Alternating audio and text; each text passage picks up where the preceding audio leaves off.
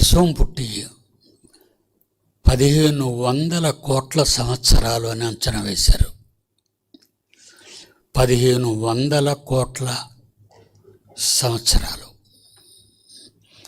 మనుషుల అంచనాలు అవన్నీ. ఎప్పుడు పుట్టిందో బైబిల్ మనకు చెప్పలేదు, మనకు బైబిల్ చెప్పలేదు. దేవుడు పుట్టించాడు. అలా పుట్టించడానికి ప్రధాన కారణం ఆయన ప్రారంభంలో ఒంటరితనాన్ని భరించలేకపోయాడు.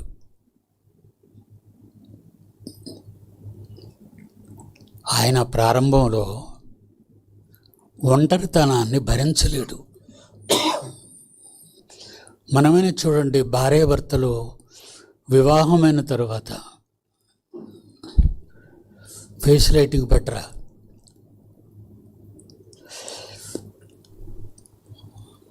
ఇంకా పెట్టు,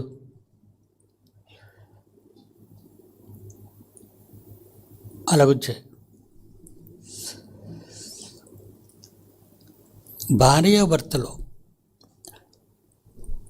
పెళ్ళి కానంత వరకు వాళ్ళిద్దరూ కుటుంబంలో ఉన్నారు, వాళ్ళ తల్లిదండ్రులతోనూ వీళ్ళ తల్లిదండ్రులతోనూ. ఆ 2 కుటుంబాలలో ఇద్దరు బయటకు వచ్చి 3వ కుటుంబంగా తయారయ్యారు.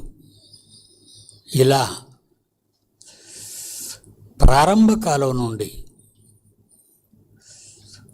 మనిషి ఒంటరిగా లేడు. బైబిల్ని పరిశీలిస్తే బైబిల్లో ఉన్న ఒక అద్భుత విషయం ఏంటంటే, దేవుడు ఒక డెసిషన్ తీసుకున్నాడు. మనం ఎవరో లేకముందు, మనం ఎవరు పుట్టకముందు,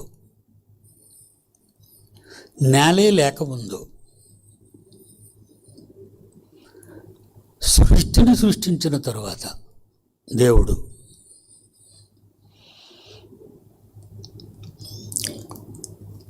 మొదటి మానవుడిని చేశాడు. భూమి మట్టిని తీసి అంటే భూమి దగ్గరకు వచ్చాడు అని, భూమి మీద అడుగు పెట్టాడు అని. అలా అడుగు పెట్టిన తర్వాత మట్టిని తీశాడు, బొమ్మను చేశాడు. ఆ బొమ్మ ఒంటరిగా ఏదైనా వనంలో తిరుగుతుంటే సకల జరాసర శక్తులు, అన్ని జంతువులు కానీ, పక్షులు కానీ, చేపలు కానీ, మహామత్స్యాలు కానీ అన్నిటినీ కలిగించిన తర్వాత వాటన్నిటి మధ్య ఆదాము ఒంటరిగా తిరుగుతున్నాడు ఆ తోటలో. ఆదామును చూసిన తర్వాత దేవునికి వచ్చిన అద్భుతమైన ఆలోచన, నరుడు ఒంటరిగా ఉండుట మంచిది కాదు. నీళ్ళు పెట్టరంటారా, నీళ్ళు పెట్టలేదు ఈవేళ. అరే ఈవేళ నీళ్ళు పెట్టలేదు నాకు, మంచినీళ్ళు. దేవుని పిల్లలారా, దేవుడికే అనిపించింది ఆదాం ఒంటరిగా ఉండకూడదు, తోడుండాలి. ఆదాం మరి ఎంతగా ఆలోచించకపోతే, ఆదాం ఎంతగా ఫీల్ అవ్వకపోతే, ఏదైనా ఫీలింగ్ ప్రారంభం, పునాది ఆలోచన, ప్రారంభ ఆలోచన ఉంటేనే కానీ మనిషి ఆలోచనలోకి వెళ్ళడం.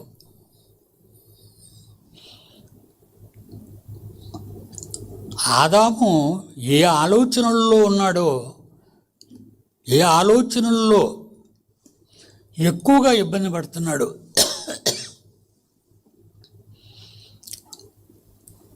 అది దేవుడు తెలుసుకున్నాడు. తెలుసుకొని నరుడు ఒంటరిగా ఉండుట మంచిది కాదు. ఆదికాండం 2వ అధ్యాయం 18వ వచనం. రే మళ్ళా ఎరుపైపోయిందిరా ముఖం. ఎందుకురా స్క్రీన్ మీద ఎప్పుడు ఎరుపైపోతుంది ఇది? అక్కడ ఏదైనా చేస్తున్నారు కదా చూడు.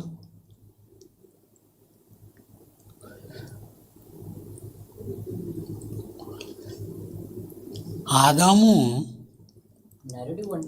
నరుడు ఒంటరిగా ఉండుటకు మంచిది కాదు అంటే చెడ్డది. నరుడు ఒంటరిగా ఉంటే చెడ్డవాడైపోతాడు. నరుడు ఒంటరిగా ఉండుట, అలాగని పెళ్ళవాళ్ళనే కాదు, మరేదో ఆయన ఆలోచించటం లేదు. అసలు మనిషి అన్న తర్వాత ఆడగాని మగ కానీ ఒంటరిగా ఉండకూడదు. ఒంటరిగా ఉండడం భూమి మీద అంటే చాలా కష్టతరం అంటది.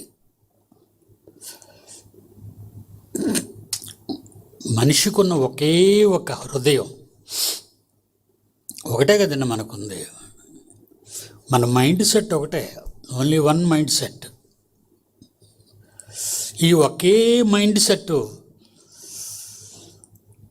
ఎక్కువగా తోడు గురించి ఆలోచిస్తుంది. అప్పుడప్పుడు స్నేహితులు కలుసుకున్నప్పుడు మాట్లాడతారు, ఏంట్రా అదోలా ఉన్నావు ఈవేళ. ఆడవాళ్ళు కానివ్వండి మగవాళ్ళు కానివ్వండి, ఇద్దరు స్నేహితులు కలుసుకున్నప్పుడు మాట్లాడతాడు, ఏంట్రా ఒంటరిగా ఉన్నావు, ఏం ఆలోచిస్తున్నావా, ఏమని ఇబ్బంది పడుతున్నావా అని అడుగుతాడు స్నేహితుడు. దేవుడు కూడా అదే ఆలోచించాడు. నరుడు ఒంటరిగా ఉండుట మంచిది కాదు అనుకున్న తర్వాతే అవ్వను ఆదాములో నుండి తీశాడు. వానికి సాటి అయిన సహాయము వాని కొరకు చేయుదుననుకొనెను. అతనికి చెయ్యాలి నేను. అతన్ని ఒంటరిగా ఉంచకూడదు, పాడైపోతాడు. చెయ్యాలి నేను. ప్రక్కటెముకను తీశాడు, మాంసముతో పూడ్చాడు. ఆదాముకి అవ్వనిచ్చాడు. ఎంత ఫాస్ట్గా ఉన్నాడంటే ఆదాం, దేవుడు ఎగ్జామ్ పెట్టాడు, పరీక్ష పెట్టాడు, పంపించాడు. ఎక్కడికి పంపించాడు? దేవుడైన యెహోవా తాను ఆదాము నుండి తీసిన ప్రక్కటెముకను స్త్రీనిగా చేసి ఆమెను ఆదామునొద్దకు తీసుకొచ్చాడు. అప్పుడు ఆదాము ఇట్లనెను. తీసుకురాగానే చూస్తున్నాడు, దేవుడు ఎవరి అమ్మాయిని తీసుకొచ్చాడు నా దగ్గరికి అనుకునేవాడు కాదండి ఆదాం. అప్పటికే ఆయన ఒంటరితనంతో పరితపించిపోతున్నాడు, డిస్టర్బ్ అయిపోతాడు, పాడైపోతాడు. ఒంటరిగా ఉంటే నరుడు ఒంటరిగా ఉండుట మంచిది కాదు, డిస్టర్బ్ అయిపోతాడు. ఆ డిస్టర్బెన్స్లో ఉన్నటువంటి ఆదాము ఎవరు దేవుడా ఈ అమ్మాయి అని అడగలేదు. అప్పుడు ఆదాము అవ్వరాగానే నా ఎముకలో ఎముక, నా మాంసములో మాంసము, ఇది నాలో నుండి తీయబడింది కనుక ఈమె నారి. పేరు ఆయన పెట్టేసి గతాన్ని ఆయన చెప్పేసి దేవుడు చెప్పకుండా, అంటే తోడు గురించి సాటి అయిన సహాయం కోసం ఆదాము భయంకరంగా పరితపించిపోతున్నాడు.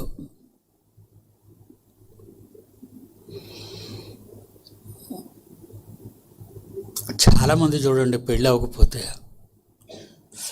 చాలా నలిగిపోతుంటారు. ఆడే కానివ్వండి, మగే కానివ్వండి. పెళ్ళైన తర్వాత విడిపోతే మరీ పరితపించిపోతారు.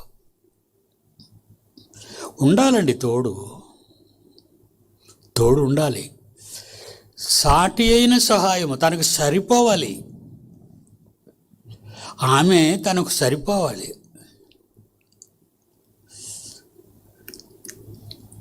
మీ అమ్మ చచ్చిపోయింది, ప్రతి చిన్నదానికి మీ అమ్మ నన్ను పిలుస్తూ ఉండేది,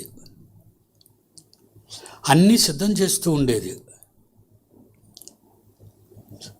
వాడు మరణించి ఇదిగో 4 సంవత్సరాలు అయిపోతుంది. ఈ 4 ఏళ్ళగా వాడు లేక, మనశ్శాంతి లేక,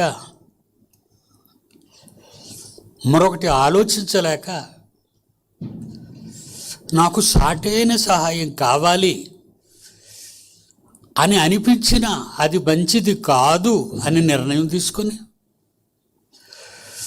నా జీవితంలో 76 సంవత్సరాలు ఎంటర్ అయిపోయి నవంబర్లో 76 సంవత్సరం ఎంటర్ అయ్యాను. ఎంటర్ అయిన తర్వాత పరితపించిపోతున్నాను. నాకు సాటి లేక.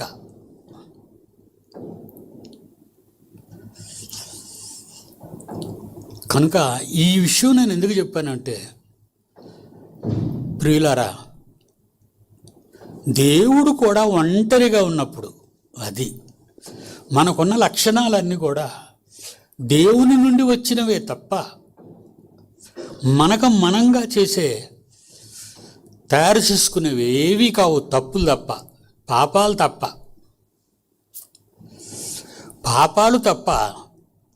తప్పులు తప్ప మనం మంచివి ఏవి చేసుకోలేము. దేవుని పిల్లలారా, మనం అంతా నూతన సంవత్సరంలో ప్రవేశించాం. ఆయన మనస్సు ఎరిగి పౌలు అంటాడు కదా,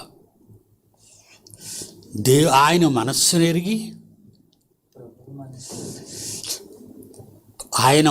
ఎరిగి, ఆయనకు చెప్పగలిగినటువంటి వాడెవడు, ఆయనకు ఆలోచన చెప్పగలవాడెవడు అంటాడు బైబిల్లో.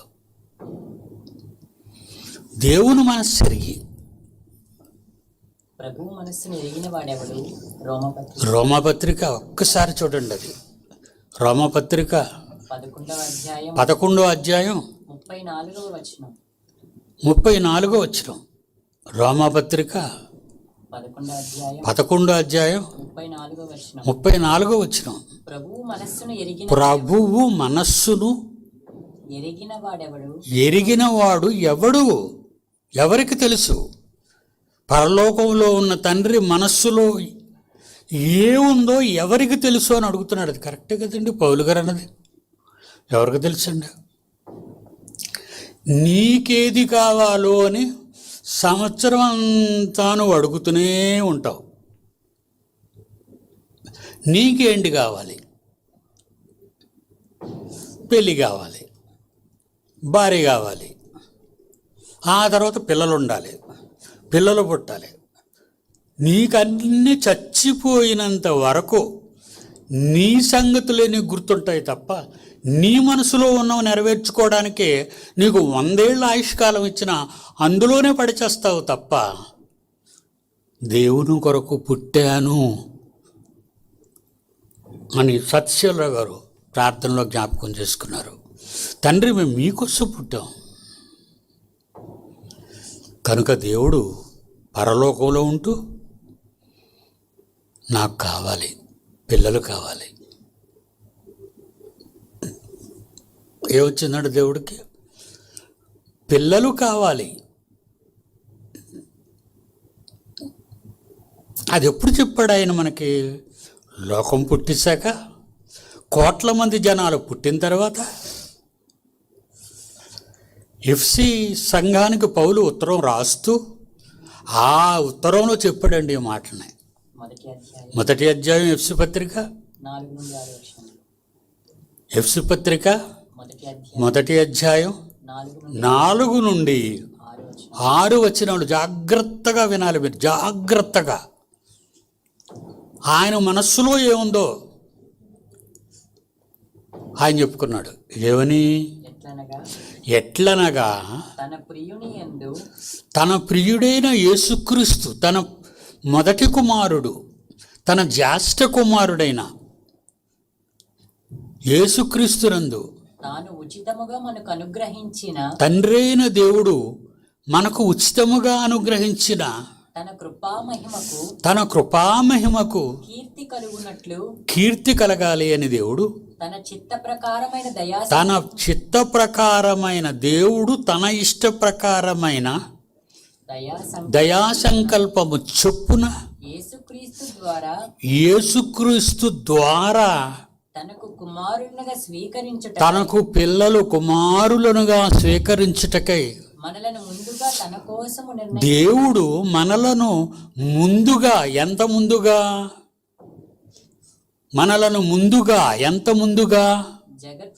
జగత్తు పునాది వేయబడక మునుపే,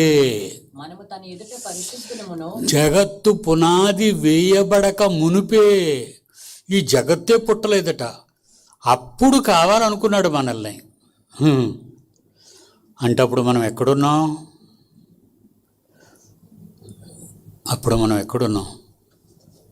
ఎక్కడి నుంచి తీశాడు మనల్ని? మనకు బాబు వస్తాడు, మనకు అమ్మాయి పుడుతుంది, నాలో నుంచి నా కూతురు మీ అమ్మలోకి వెళ్ళింది. మీ అమ్మలో 9 నెలలు అమ్మ నాన్నల ఆకారాన్ని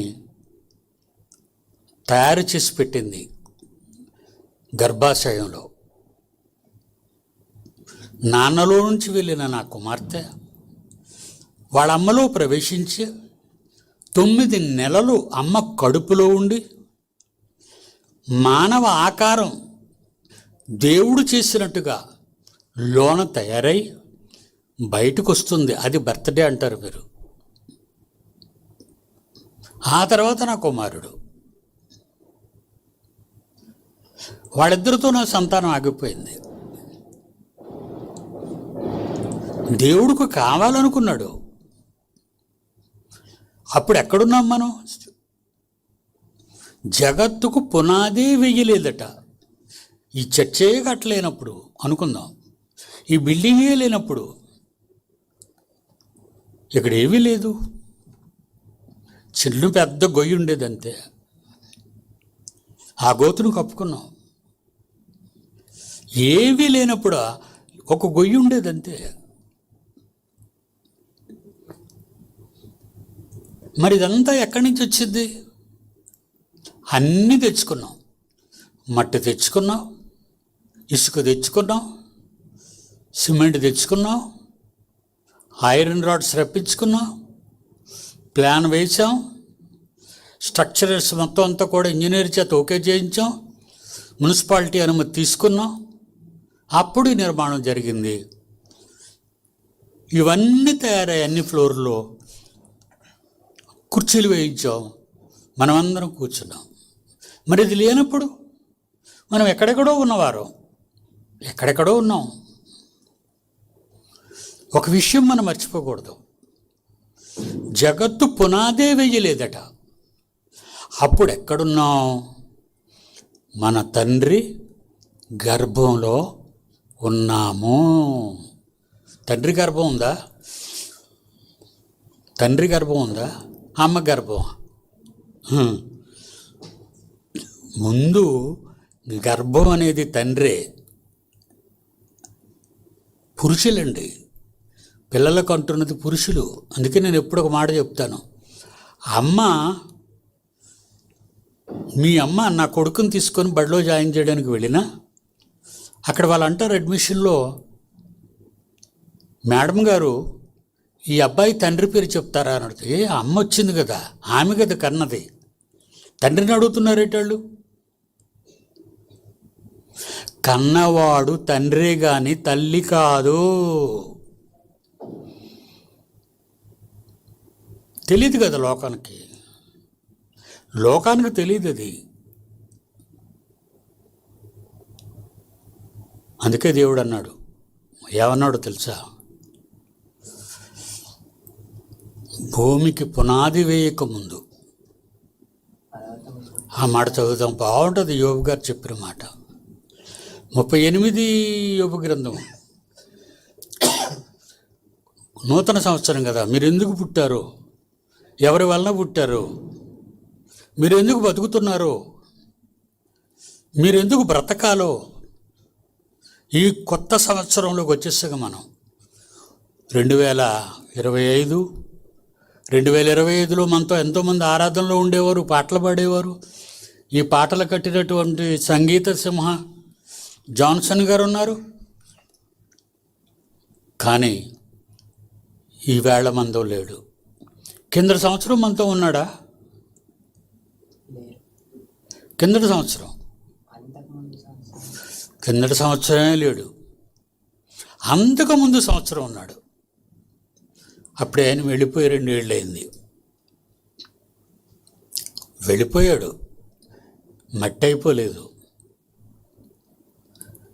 వెళ్ళిపోయాడు అంతే. కాలానికి ఎండింగ్ లేదు. దేవుని ఆత్మకు ఎండింగ్ అనేది లేదు. దానికి చావు లేదు, ముగింపు లేదు, పుట్టుక లేదు, చావు లేదు. శరీరానికి ఉంది పుట్టుక చావు. శరీరానికి ఉంది పుట్టుక చావు.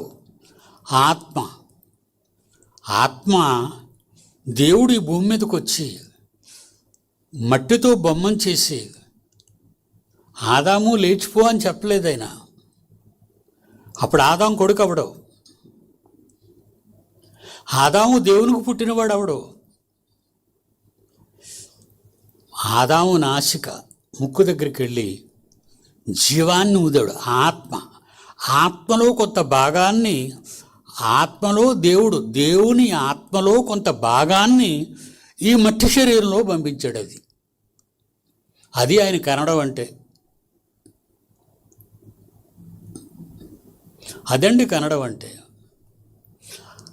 అయితే ఆదాము ఈ మట్టి శరీరంలోకి రాకముందు, దేవుడు ఊతకముందు ఎక్కడున్నాడు? దేవునిలోనే ఉన్నాడు. చదువునైనా యోబు గ్రంథం 38 4వ వచనం చాలాసార్లు మీరు వింటారు, మరీ వినాలి. అందులో ఈ సంవత్సరం, కొత్త సంవత్సరంలో మళ్ళా వినాలి. నెక్స్ట్ ఇయర్కి మనం ఈ వాచ్ నైట్ సర్వీస్లో ఉంటామో ఉండవో తెలీదు. మీ అందరికంటే ఎక్కువ వయసు నాదే, 76. ముందుగా వెళ్ళిపోవలసింది నేనే. మీ అందరికంటే ముందు నేనే వెళ్ళాలి. నాకు తెలుసు చచ్చిపోతానని, కానీ నాకు చాలా ఆనందంగా ఉంది. ఎందుకంటే మీ అమ్మ అక్కడే ఉంది. అలానే కాపురం చేయడానికి కాదు, అక్కడ నా అల్లుడు అక్కడే ఉన్నాడు. సంఘంలో ఉన్న ఎంతోమంది, నాతో ఉన్న సేవ చేసిన పిల్లలందరూ మరణించి అక్కడే ఉన్నారు. ఎంతోమంది భక్తులు అక్కడే ఉన్నారు. పౌలు గారిని చూస్తాను, అపోస్తులందరినీ చూస్తాను, ఆదాముని చూస్తాను, అబ్రహాముని చూస్తాను.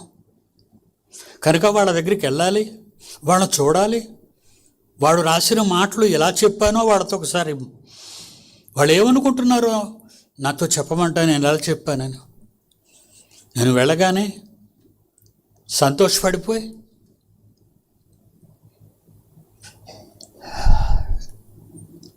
సుందర్రావు ఎంత బాగా చేసేవయ్యా సేవ, ఏంటయ్యా నీ నోటుంటి వచ్చిన మాటలు, నువ్వు పుట్టినంత వరకు ప్రపంచానికి దేవుని సత్యం, బైబిల్ పరమార్థం అర్థం కాలేదు. నువ్వు పుట్టాక ఈ మహాసత్యం అంతా బయటకు వచ్చింది వేళదనుకొని. అది నీ ద్వారా దేవుడు చూసా, మేమున్నప్పుడు జరగలేదు. మేము చేయవలసిన పని దేవుడు మాకు అప్పగించాడు. నీవు చేయవలసిన పనులు దేవుడు నీకు అప్పగించాడు. నీకు సరైనటువంటి మందు అందించాలని, బైబిల్కి సంబంధించిన సత్యం అందించాలని నీకంటే ముందు పౌలు పుట్టాడు. నిజంగానండి, వాళ్ళ పుట్టుకలు, వాళ్ళ వంశాలు చూస్తుంటే మనకంటే ఎందుకు ముందు పుట్టారంటే అందుకే పుట్టారు మనకు చెప్పటానికి. ఇక్కడ ఏమంటున్నాడు యోబుతోని? నేను భూమికి పునాది వేసినప్పుడు నువ్వెక్కడున్నావు యోబు అని అడుగుతున్నాడు. అదేంటి తండ్రి అలా అడుగుతున్నావు అని యోబేం అనలేదండి. నేను భూమికి పునాది వేసినప్పుడు నీవెక్కడ ఉన్నావు అని అడుగుతున్నాడు యోబుని. 21వ వచనం. 38 యోబు గ్రంథం 21వ వచనం. నీవు బహువృద్ధుడవు. ముగిస్తాను. ఆవిలంతలు తెస్తున్నారు చాలామంది. కొంచెం అలర్ట్గా ఉండండి. ఎలాగంటే నెక్స్ట్ ఇయర్కి ఉంటా ఉండమో తెలీదు. ఒకవేళ ఇదే మన లాస్ట్ డే ఏమో, ఒకవేళ ఇదే మన చివరి రోజేమో. మనిషి ఏ క్షణాన్న ఊపిరి మనిషికి ఆగుతుందో పడుకున్నాడే అనుకుంటా, కానీ తెల్లవారు లేకపోయేసరికి ఇంకా నిద్రపోతున్నాడు. ఎవరైనా వచ్చి అడిగినా ఇంకా లేవలేదమ్మా అయ్యగారు అంటారే కానీ రాత్రి 12 అవ్వకముందే చచ్చిపోయాడు. 2005తో ఆయన ఆయుష్ చెల్లిపోయింది అని చెప్పలేదు కదా ఆమె, తెలియదు కదా ఆమెకి. దేవుడు అంటున్నాడు, భూమికి పునాదులు వేసినప్పుడు నువ్వు ఎక్కడున్నావు అంటే నీవు బహువృద్ధుడవు. నువ్వు చాలా ముసలోడు అయ్యా. నువ్వు అప్పుడప్పుడు చిన్నపిల్లలే మా ముసలమ్మండి అని ముద్దెడుతుంటారు, ఆడపిల్లనైనా మగ పిల్లాడినైనా. వీడు మా నాయనండి అంటది, వీడు మా నాన్నండి, ఈమె మా అమ్మండి అంటావే. అలాగే కదా అంటావు. దేవుడు అదే అంటున్నాడు, నీవు బహువృద్ధుడు ముసలివాడివి నాయనా. నువ్వు యోబు ఎంత ముసలివాడు అంటే నీవు బహువృద్ధుడవు. నీవు అప్పటికే పుట్టావు. ఎక్కడా? నా ఆలోచనలో పుట్టి నా గర్భంలో ఉన్నావు. అది దాని అర్థం. నా ఆలోచనలో పుట్టి నా గర్భంలో నుంచి నిన్ను తీశాను నీ మీద ఆలోచనతో. ఆదాములో ఉన్న ఆలోచన బట్టి అవ్వను ఎలా తీశానో ఆదాములో నుంచి దేవుడు కూడా మనల్ని బయటికి తీశాడు. అంటే దేవుడికి ఎంతమంది కావాలట? నాకు చదివారు ఎఫ్ఎస్ పత్రికలో. దేవుడికి ఎంతమంది కావాలి?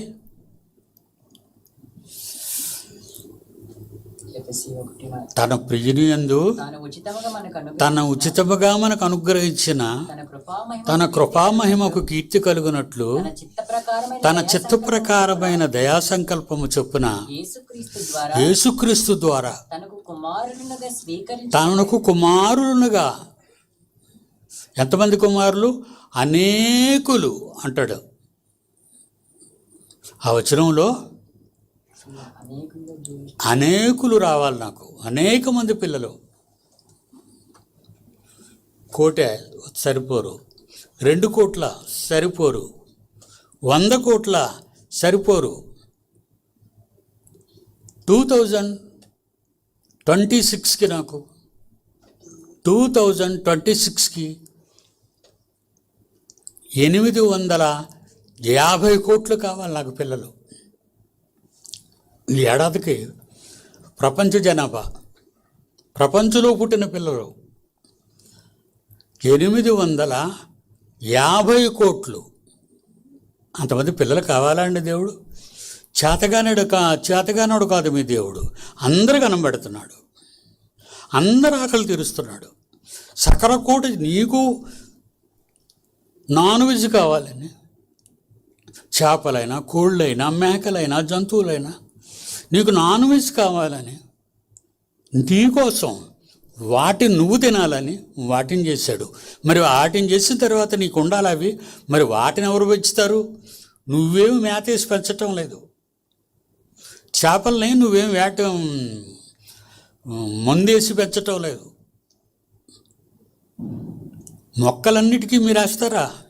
ఏమండి, చింతపండుల రేట్లు పెంచుతున్నప్పుడు ఒకప్పుడు నక్సలైట్లు ఏమడిగారో తెలుసా అండి?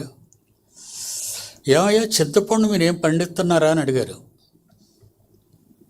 మీరేమో నీళ్ళు పోతున్నారా? చింతపండులో చెట్లు ఉన్నాయండి కదండి, ఎవరైనా పొలాల్లో నాటుతున్నారేటట్లనే. ఓ సృష్టి కార్యక్రమంలో పుట్టేశాయి. అలా ఎన్నో పుట్టేసాయి, అన్ని జాతులు. ఎవరికి కావాలయ్యి? ఎవరికి కావాలని? దేవుడికి కావాలా? నీ మేకలు కావాలా? నీ గొర్రెలు కావాలా? నీ కోళ్ళు కావాలా? నీ పిట్టలు కావాలా? ఈ చెట్లు కావాలా? ఈ మొక్కలు కావాలా? ఈ పంటలు కావాలా? నీకోసం నేలను పండించాడు, నీకోసం సముద్రాలు నిండించాడు, నీకోసం వర్షాలు రప్పించాడు. పిల్లలు, సంకల్పం, జగత్తు పునాది వేయబడక ముందే ప్రేమ చేత మీరు వచ్చారు ప్రేమ చేత. ఒక్క మాట చదివి ముగించుకుందాం. కీర్తనల గ్రంథం, దావీదు మహారాజు మోషే గారి కీర్తనని రాస్తాడు ఆయన. 90వ అధ్యాయం కీర్తనల గ్రంథం తీయండి, బాగుంటుంది, మొదటి వచనం. చాలా బాగుంటుంది. మొదటి వచనం, ప్రభువా కీర్తనల గ్రంథం 90వ అధ్యాయం మొదటి వచనం. ప్రభువా ప్రభువా తరతరముల నుండి మాకు నివాస నివాస స్థలము స్థలము నీవే. నీవే. నీవే. మేము ఎక్కడ నివసించాం? ఈ తరంలో నేను పుట్టాను. తరతరాలు తరతరాలు ఏమంటే మనం ఈ తరంలో కదండి ఉన్నాం. మరి తరతరాల నుండి నీవే మా నివాసం అంటాడేటి? అంటే నా కొడుకు నాలో ఉంటే, నేను నా తండ్రి గర్భంలో ఉంటే, నా తండ్రి మా తాతయ్య గర్భంలో ఉంటే, మా తాతయ్య ఆయన తండ్రి గర్భంలో ఉంటే, ఈ తరతరాలు ఆదాము నుండి వస్తున్న ఈ తరతరాలు అన్ని తరాలలో ఉన్నవాళ్ళమే మనం. ఒకవేళ నేను చనిపోయాను అనుకోండి, పెళ్ళవకముందు నాకు కుమార్తె ఉండదు, కుమారుడు ఉండడు, అంతే కదా. ఈ తరంతో కట్ అయిపోయింది నాది. ఈ తరంతో, నా తరంతో నా వంశం ఆగిపోద్ది. అందుకే మగపిల్లాడు కావాలంటారు. మగపిల్లాడి గర్భంలోనే పిల్లలు ఉంటారు. మీకు అర్థమైందా? కనుక ఇన్ని తరాలు, తాతలు తాతలు ముత్తాతలు ముత్తాతలు ముత్తాతలు ఇలాగెళ్ళిపోతే అవ్వమ్మకి భర్త ఆదాము.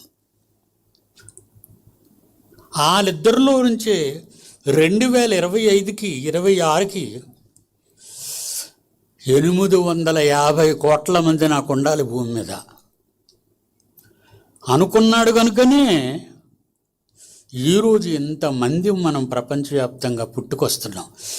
అలాగని మనం దేవుని మాట వినినా వినకపోయినా, నువ్వు దేవుడు తెలుసుకున్నా తెలుసుకోకపోయినా, నువ్వు వాక్యాన్ని నేర్చుకున్నా నేర్చుకోకపోయినా, కన్నాడు గనుక నిన్ను పెంచక తప్పదు.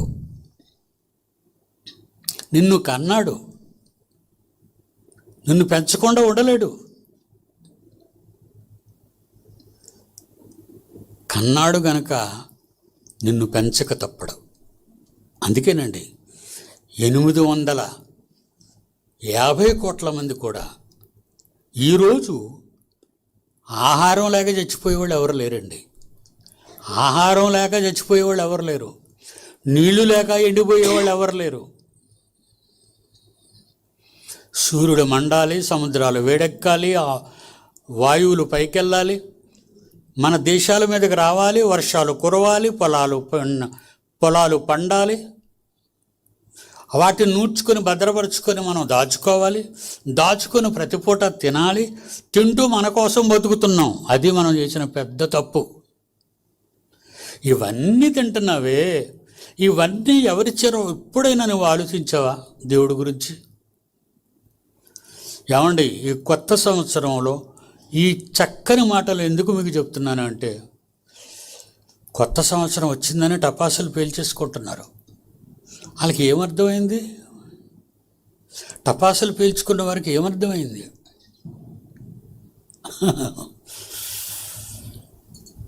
సత్యభామ నరకాసురుణ్ణి చంపేసింది. సత్యభామ నరకాసురుని చంపేసింది కనుక పండగ చేసుకున్నారు, నరకాసురుడు చచ్చిపోయాడని. వాళ్ళు జువ్వలు కాల్చుకున్నారు, కాకరపువ్వొత్తులు కాల్చుకున్నారు, టపాసులు పేలుస్తున్నారు. అంటే మమ్మల్ని నాశనం చేసేవాడు చచ్చిపోయాడు. ఓకే, దాని కొరకు టపాసులు పేల్చారంటే వాళ్ళ రైటు. మరి దేవుణ్ణి ఎరుగని వారు ఎందుకు టపాసులు పేలుస్తున్నారు? కొత్త సంవత్సరం దేవుడు నిన్ను ఉంచితే నువ్వు కొనుక్కున్న టపాసులు కూడా ఆ రోజు ఉండిపోతాయి. ఎందుకంటే ప్రపంచానికి మనిషి ఎందుకు పుట్టాడో అర్థం అవ్వలేదు. ఓకేనా? చాలా గొడవేడికిపోయి ఉంటుంది. ఓకే.